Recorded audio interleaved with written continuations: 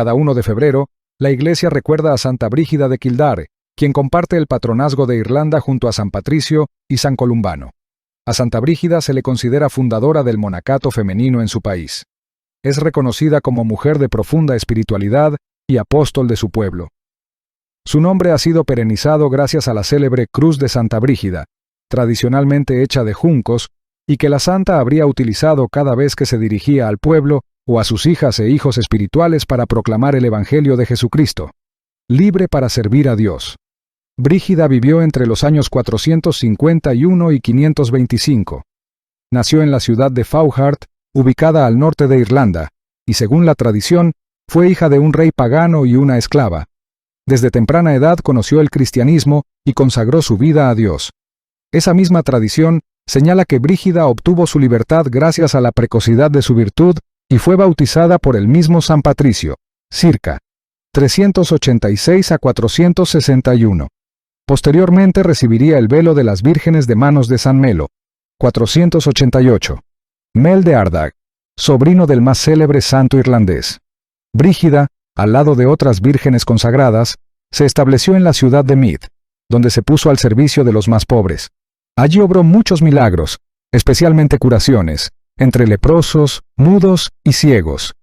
A la santa se le atribuye el milagro de la cerveza, por el que, de un solo barril, habría abastecido a 18 iglesias para una festividad popular. Otra versión del milagro se limita a señalar que convirtió un barril lleno de agua en uno lleno de cerveza. Es verdad que la figura de Santa Brígida está rodeada de historias, como la referida más arriba, que han despertado sospechas sobre la existencia o historicidad de la santa. Sin embargo, frente a tales cuestionamientos, hoy salen al paso evidencias, ampliamente reconocidas, como los testimonios de personajes de la época, siglos V y VI, totalmente independientes de la vida religiosa o de la fe cristiana. Por último, no son pocos los registros o fuentes históricas que dan cuenta de cómo a Santa Brígida, incluso, se le llegó a considerar santa en vida. Monasterio de Kildare. Santa Brígida de Irlanda fundó el monasterio de Kildare hacia el año 513, adoptando la regla de San Cesario. Esta decisión impulsó a que otros monasterios adopten o retomen la misma regla de vida. El monasterio de Kildare, con Brígida como abadesa, le dio un importante impulso al catolicismo, a lo largo y ancho del territorio irlandés. Santa Brígida ha sido considerada madre espiritual por muchísimas religiosas a través de los siglos, especialmente entre los pueblos de habla inglesa. Murió el año 525 en Kildare y su cuerpo fue enterrado en Downpatrick, junto a los otros patronos de Irlanda, Patricio y Columbano. La Iglesia también celebra a B. Ludovica Albertoni, viuda romana 1 de febrero. B. Ludovica Albertoni, Giovan Battista Gaulli. B. Ludovica Albertoni, Giovan Battista Gaulli. En el pasado fui más de mi marido que de mí misma, por lo que no pude dedicarme a ti, oh Jesús. Ahora que vivo sola, dejo de ser mía para ser toda tuya. Nunca fue fácil nacer en una familia noble.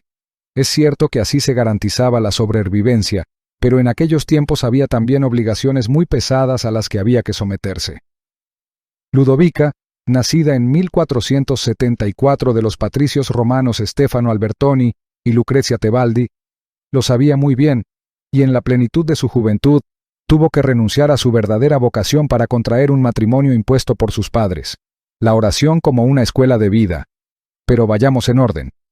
Ludovica quedó huérfana de padre cuando tenía solo 2 años, y como su madre se volvió a casar, fue criada por su abuela y algunas tías que la educaron en la cultura y la educación católica. A los 20 años, tuvo que casarse contra su voluntad con el noble Giacomo de la Cetera de Trastevere, un sujeto de carácter rudo e inestable. A pesar de esto, Ludovica fue una esposa fiel que le dio 3 hijas. El abrazo a la dama pobreza. A la edad de 32 años, Ludovica enviudó y, después de ganar una disputa con un cuñado sobre la herencia de su marido, dividió la propiedad entre sus hijas, donó sus propios bienes y se dedicó a servir a los pobres en cuerpo y alma. Desde hacía algún tiempo frecuentaba la cercana iglesia de San Francisco Arripa, guiada en su camino espiritual por los frailes menores que la acompañaron en su decisión de convertirse en terciaria franciscana. Siguiendo los pasos de San Francisco, Ludovica se esforzó especialmente en arrancar de la calle y de la ignorancia a las jóvenes abandonadas, educándolas personalmente y enseñándoles un oficio honesto con el cual mantenerse. En 1527, durante el saqueo de Roma por los lansquenets, se prodigó para ayudar al pueblo romano, incluso abriendo las puertas de su casa y ganándose el apodo de Madre de los Pobres. La devoción de los romanos. Murió a la edad de 60 años y fue sepultada, según su voluntad, en la capilla de Santa Ana de la iglesia de San Francisco Arripa, en el Trastevere. Fue venerada inmediatamente por los romanos, que conocían tanto su fama de bondad como los episodios de éxtasis y levitación que el Señor en vida había querido darle, tanto que el artista Gian Lorenzo Bernini quiso representar sus éxtasis en una célebre obra maestra de la escultura barroca. Fue beatificada por Clemente X en 1671 y hoy es venerada como copatrona de Roma.